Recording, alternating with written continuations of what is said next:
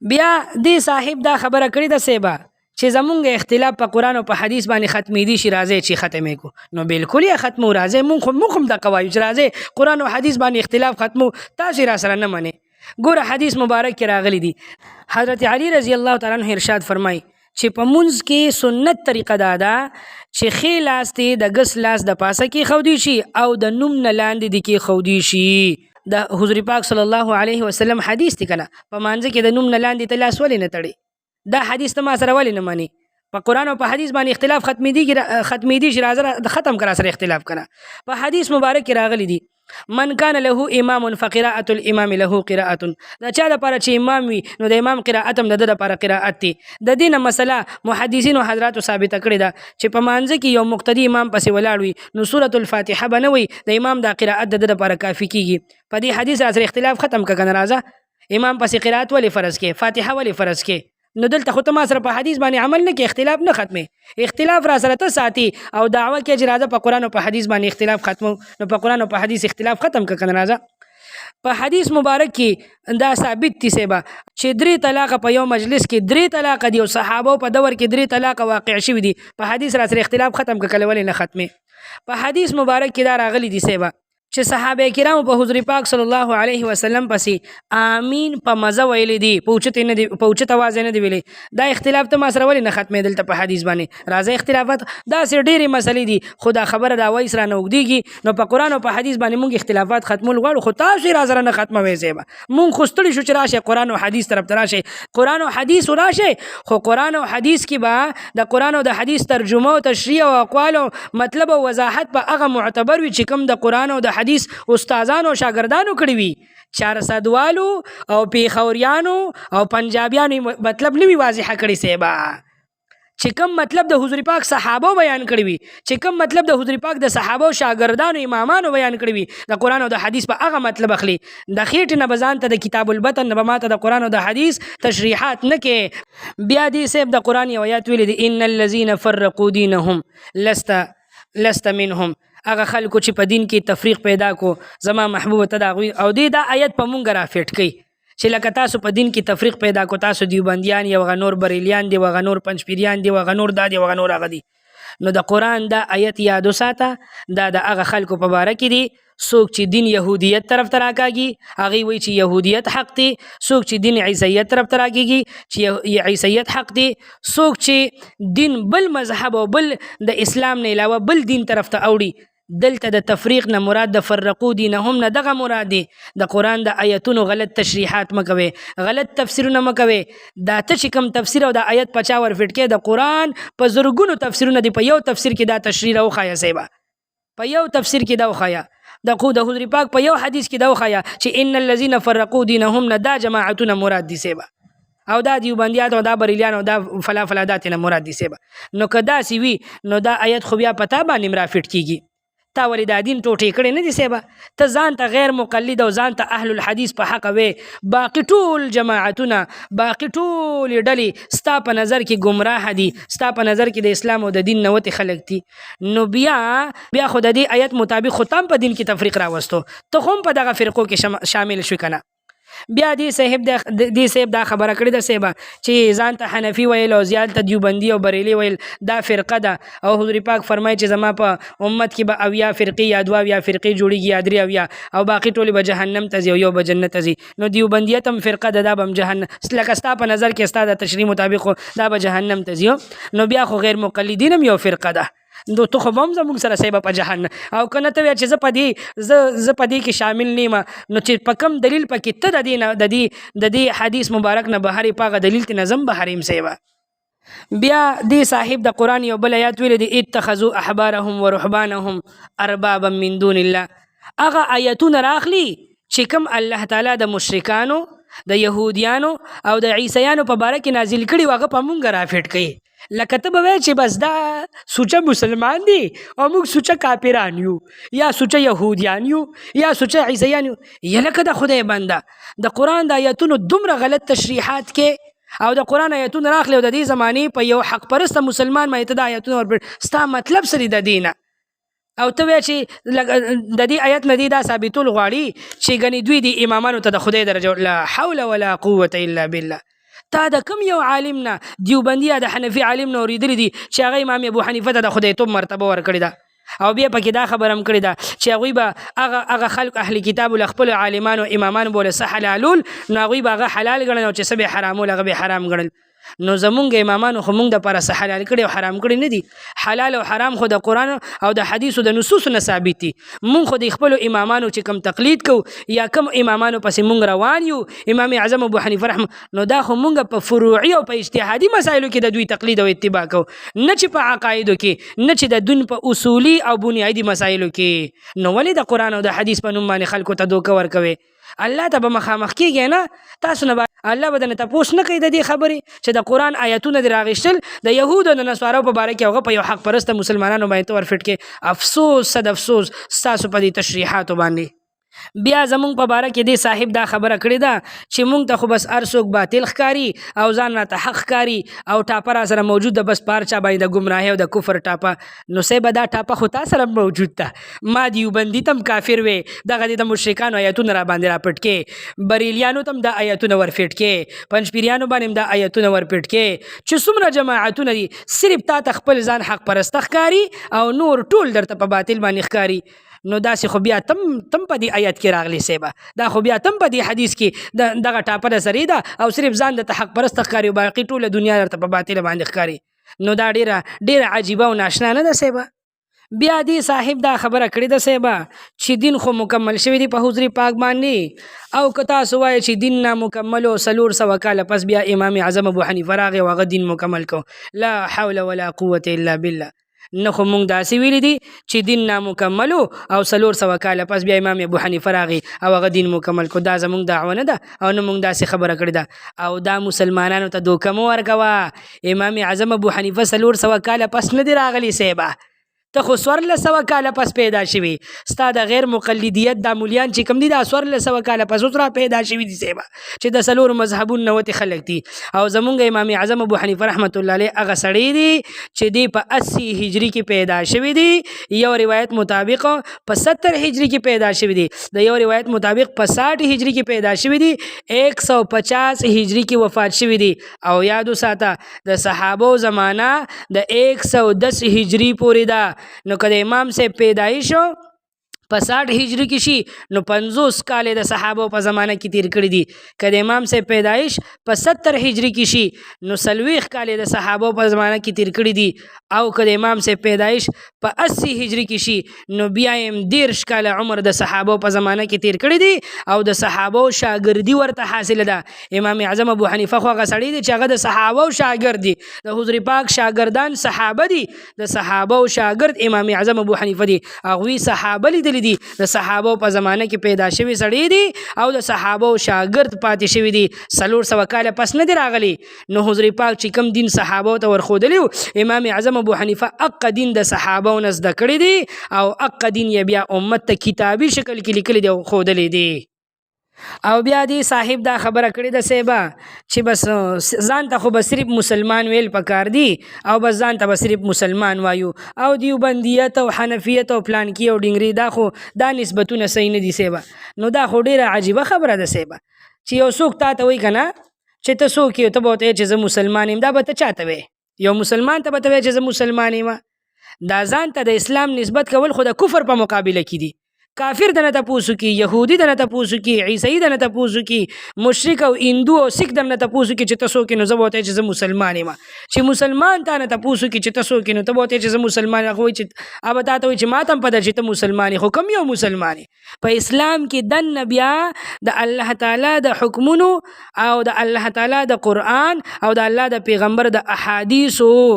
په هغه کې بیا د عمل کولو مختلف طریقې دي او هغه سلور او هغه طریقې سلور طریقې دي او دغه سلور طریقې امامانو حضرات واضحه کړي دي. او د دې مثال داسې رسېبه لکه یو څوک تا ته وایي ته څوک یې، ته ورته وایې زه پاکستاني یم. دا د پاکستاني تعارف په ته چاته کې؟ دا به ته د سعودي خلکو ته کې، دا به ته د پاکستان نه بهر ملکونو والا خلکو ته وایي. پاکستان کې دننه یو سړی موجود دی او تا ته وایي ته څوک یې، نو ته به ورته چې زه پاکستاني یم. او به ته چې نه پاکستاني درته نه یادوم، دا راته ووایه چې د کومې صوبې سره تعلق ساتي، پنجابي یې، پښتون یې، بلوچي یې، سندي یې. نو خپل تعارف به د صوبې په سطح چې کې کنه نو بیا به د صوبې نوم اخلي د پاکستان نوم به نه اخلي او بیا په صوبه کې دننه بستا یو ضلع وي یو به د تحصیل وي یو به د کلي وي نو چې هلته خپل تعارف کې کنه نو بیا به هغه نسبت سره خپل تعارف کې نه چې د پاکستان او د صوبې لکه د دې صوبې یو سړی د تا ته وایي چې ته څوک یې نو ته ورته چې زه پښتون یم اب وایي چې ما ته هم پوهېږي چې پښتون یې دا راته ووایه چې څوک یې 400 والي مردان والي د کوم ځای علاقه د کوم ځای کې ده نو د پہچان او د تعارف مختلفي درجې وي سیبه زمونږ د پہچان او د تعارف مختلفي مرتبه او درجې دي چې زه کافرانو ته خپل تعارف کوم نو زه به وایم چې زه مسلمان یم او زه چې دا ځان ته حنفي ویم کنه نو دا د شافعي د حنبلي او د مالکي په مقابله کې ویم چې هلته هغوی په حنفي هلته هغوی په مالکي او حنبلي نسبت ځان ته کوي د هغوی په مقابله کې زه ځان ته حنفي نسبت کوم د اسلام په مقابله کې زه ځان ته حنفي نسبت نه کوم دغسې که زه ځان ته دیوبندي نسبت کوم نو د دغه حنفي مسلک بیا مختلف نظریات دي مختلف لارې دي په دغه نظریاتو کې زه په نظریه د دیوبندیت باندې روان یم نو دا دوکه خلکو ته مو ورکوه چې او که ته وایې چې ځان ته مسلمان ویل پکار دي نو ته بیا ځان ته اهل حدیث ولې وې ځان ته مسلمان وایه که نه خلکو ته وایې زه کلک مسلمان یم خلکو ته وایې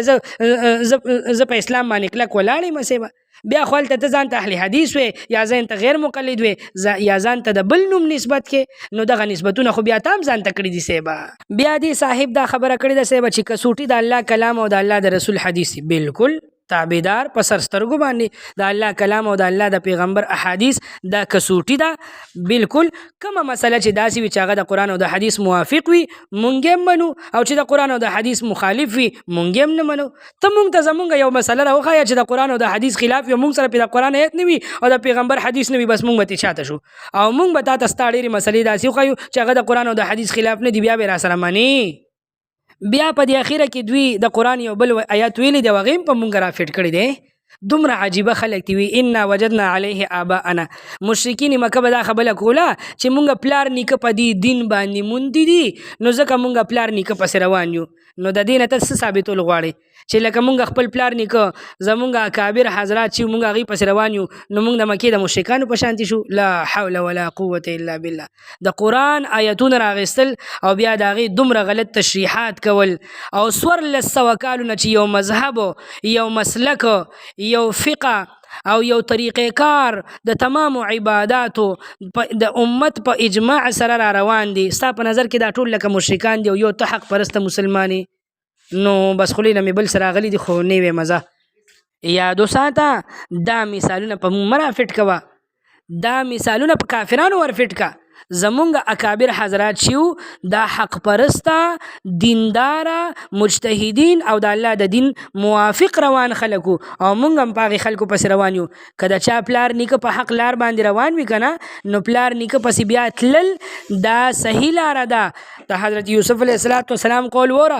12 سپاره کې سوره یوسف کې فرمایي واتبعت ملة آبائي ابراهیم و اسماعیل و اسحاق و یعقوب ما د خپل پلار نیکه اتباع کړې ده چې پلار نیکه مې ابراهیم اسحاق او اسماعیل او یعقوب دي نو د پلار نیکه چې د چا په نیغه لار رواني په هغې پسې تلل بالکل حق او سچ او نیغه لار ده او چې د چا پلار نیکه په کفر او په شرک باندې زمونږ پلار نیکه او زمونږ مشران د امامان دا خو په کفر او په شرک باندې نه تلي دا خو تم منې چې هغه ډېر نیکان خلک وو ډېر ښه خلک وو ډېر معتبر خلک وو نو یو طرف ته راته وې چې ستا مشران ښه خلک دي او بل طرف ته د مشرکانو ایتونه راخلي هغه په ما رافټ کې ډېره د افسوس خبره ده یعنی د پیغمبر صلی الله علیه وسلم د دې حدیث مصداق به جوړ شي چې حضور پاک صلی الله علیه وسلم ارشاد فرمای چا چې د الله تعالی په قرآن کې د ځان نه رای ورکړله د ځان نه تشریحات او تفسیر وکړلو او مطلب دا چې یو آیت د یو چا دپاره نه دی نازل شوی او ته په هغه باندې ورفټ کړې نو دا هم د قرآن د آیت د ځان نه تفسیر او تشریح شو که نه د قرآن په زرګونو تفسیرونه دي په یو تفسیر کې دا تشریحات نشته دا ته چې کوم تشریحات کې نو بیا خو ته د دې حدیث مصداق جوړ شي چې پیغمبر علیه الصلاة والسلام ارشاد فرمایي چې هغه ځان له د جهنم په کندو کې یو کنده تیاره کړله خو زه به داسې ویم سیبه چې د بعضې خلکو لکه یو غویي ته وي خپل مالک شنې چشمې واچولې اوچه ګیۍ نه خوړله نو شنې چشمې ورته ور واچولې او هغه ته بیا هغه اوچه ګۍ هم شنه ښکارېده او بس هغه اوچه ګیۍ خوړله نو د دې زمانې دا خلک چې دی وایي چې مونږ تحقیق کوو او مونږ تحقیق کوو، نو تحقیق والا خلک مخکې تیر شوي دي او هغوی تحقیق کړی دی. اوس ته نور خلک تحقیق والا نه پیدا کېږي. ډېره مهرباني به دي وي چې زه ستا تحقیق منم که نه او ته ماته وایې چې زما تحقیق ومنه. نو 1400 کاله مخکې د صحابه او د شاګردو د امامانو تحقیق ولې نه منم؟ ته په ما د 1400 کاله وروستو تحقیقات مني، 1400 کاله مخکینی تحقیقات چې هغه سپیشلیسټ امامان ډاکټرانو صاحبه د دین د هغوی تحقیق را باندې ولې رد کې؟ قرآن پاک کې یو آیت دی وی کله چې دا کافرانو د جهنم ته لاړ شي که نه نو وی دیو په دې جهنم کې تبارک الذی کې آیت دی وقالو دوی به وایي لو کنا نسمع او نعقلو ما کنا فی اصحاب السعیر، کاش که چېرته مونږه اورېدنه کړې وي یا مونږ عقل او د پوهې نه کار اخیستی وي نن به مونږ په جهنم کې نو پراته. حضرت شاه عبدالعزیز رحمت الله علیه د دې آیت په تفسیر کې فرمایي د نسمعون تقلید مراد دی. کاش چې مونږ د دې مجتهدینو خبره اورېدلې وي د دوی تقلید هم کړی وي او دوی پسې په دغه اجتهادي مسایلو کې روان شوي وي. او نعقلون مراد دا دی چې کاش چې مونږ په خپله مجتهدین شوي. نو یاد وساته په فروعي او په اجتهادي مسایلو کې 2 صورته ممکن دي، یا به په خپله مجتهد کېږي د قرآن او د حدیث نه به استنباط او استخراج کې،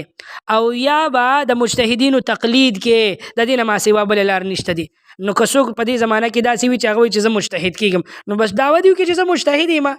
نو بس ټیک ته بیا دې په خپل اجتهاد باندې رواني. او که نه یو څوک مجتهد نه دي نو مجتهدینو پسې تلل ضروري دي او د هغې نه د خلاصي لار نشته. او زه یو سوال کوم که نه، زمونږ د علماء دیوبند چې کوم جوماتونه دي او مسجدونه دي تاسو به وګورئ په هر مسجد باندې په مسجدونو کې په 99% مسجدونه داسې دي چې په هغې باندې په مسجدونو باندې د هغه چا نومونه نه دي لیکلي شوي، دا مسجد چې چا په چندو باندې جوړ کړي وي. مسجدونو له نومونه ورکړي وي یا د صحابو نومونه یا د پیغمبرانو نومونه یا د امامانو د نیکانو خلکو نوم به ورکړي وي، او چېرته 1% به داسې وي چې د هغه چا نوم به پکې لیکلی شوي په مسجد باندې چې چا مسجد آباد کړي وي یا چا د دې مسجد تعمیر کړي وي. او د دې حضراتو مسجدونه وګورئ صاحبه چې چا ورله مسجد جوړ کړی دی د مسجد په دروازه به د هغه نوم غټ غټ لیکلی وي مسجد فلا مسجد فلا مسجد فلا. نو سوال دا دی صاحبه چې تا ټول مسجدونه چې چا دله چنده درکړله د هغوی نومونه دې په مسجد باندې ولیکل نو ته حق پرسته شوې. او ما که د هغه امامانو چا چې ما ته دین په کتابي شکل کې ښودو او ما ته دین راوښودو او دین یې راته راولېږلو، ما که د هغه امامانو نسبت ځان ته وکړو نو بس زه کافر او مشرک شم. او په دې پاکستان کې 5 وفاق دي که نه، وفاق المدارس بیل دی، د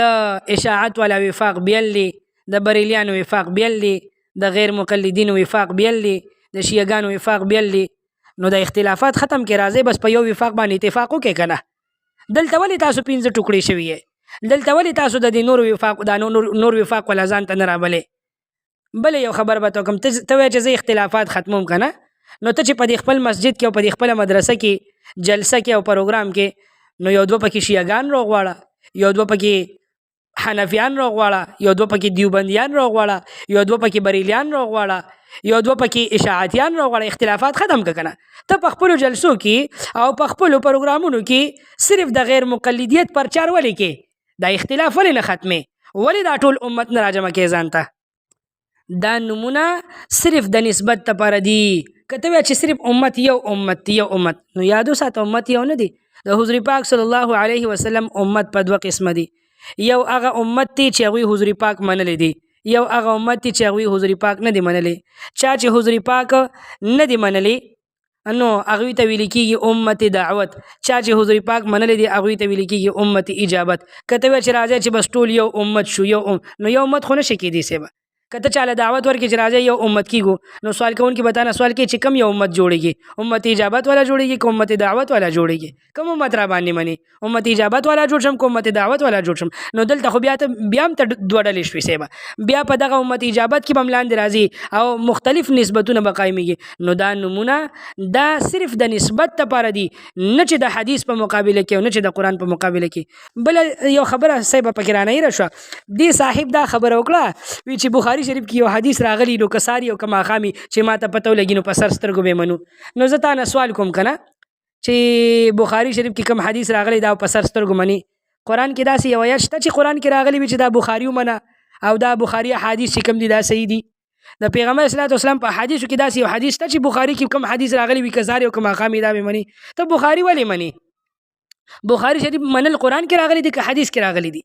که امامانو کې صحابه له تویل چې بخاری شریف پر راځي او بخاری امام بخاری به پیدا کیږي او بیا به هغه کتاب لیکي او د امام بخاری حدیث په منی که بخاری کې حدیث دا به منی او که نور د کتابونو د نور احادیث او د نور د احادیث نور کتابونه بیا هغه به نه مني د دې خبرې څه مطلب چې لکه صرف بخاری قرآن او حدیث دي او که د بخاری نه علاوه نور کتابونه وي د هغې احادیث نه هغه به قرآن او حدیث نه وي او بله پکې اخیره یو دا خبره مو رسېږه که ته وایې چې دا فقه او دا قدوري او دا کنز او دا هدایه او دا پلانکي او دا پلانکي دا ځکه نه منم چې دا د قرآن او د حدیث خلاف دی او فقه خو نه په قرآن کې شته نه په حدیث کې شته نو ستا دې مولیانو چې دا دونه پڼ کتابونه لیکلي دي د مسایلو که نه دا پلانکي کتاب دی او دا پلانکي دی او دا ډنګرې دی د خپل علماو ته دې وایه که نه دا کتابونه ختم که دا ټول د صدریاب دې سیند ته وله یا دا وسوځوه ایره که ولی ځکه چې هغه خو مسایل دي کنه ته خو صرف قرآن او حدیث مني او خلک قرآن او حدیث ته رابلي د خپلو علماو ته دې ووایه چې صرف د قرآن ترجمه به لیکي بس نور به اسم نه لیکي صرف د احادیثو ترجمه به لیکي بس نور بس نه لیکي نو په خپله خو هم پڼ کتابونه لیکلي دي هغه د قرآن او حدیث دي او که زمونږ اکابرو 1400 کاله مخکې د فقه حنفي یا د اصول فقه یا د حدیث یا د اصول حدیث کتابونه لیکلي دي او د قرآن او د حدیث نه د مسایلو استنباط او استخراج کړي دي او هغې راجمع کړي دي نو بس دا کفر او شرک شو نو دا چالبازي د قرآن او د حدیث په نوم باندې خلکو ته دوکه ورکول دا ساده مسلمانان دوکه کول د خلکو له په سترګو کې خاورې اچول دا مه کوئ صیبه دا ځان لا هسې بې ځان له آخرت مه خرابوئ ګوره دا د حدیث مبارک الفاظ دي چې د آخر زمانې کې به یو فرقه او یو جماعت داسې را پیدا شي چې د اول زمانې خو خلکو پسې به بد وي نو سو بس په خپله سوچ وکړه چې د آخر زمانې کم خلک دي د دې زمانې قادیانیان حضور پاک پسې بد وي د دې زمانې شیعهګان او روافض صحابه پسې بد وي او د دې زمانې غیر مقلدین د انټرنیټ ته نه ډک دي سیبه چې دوی په دې امامانو پسې او دوی په دغه بزرګانو پسې کم کفر غري بس باقي په خپله پیښې سیبه نو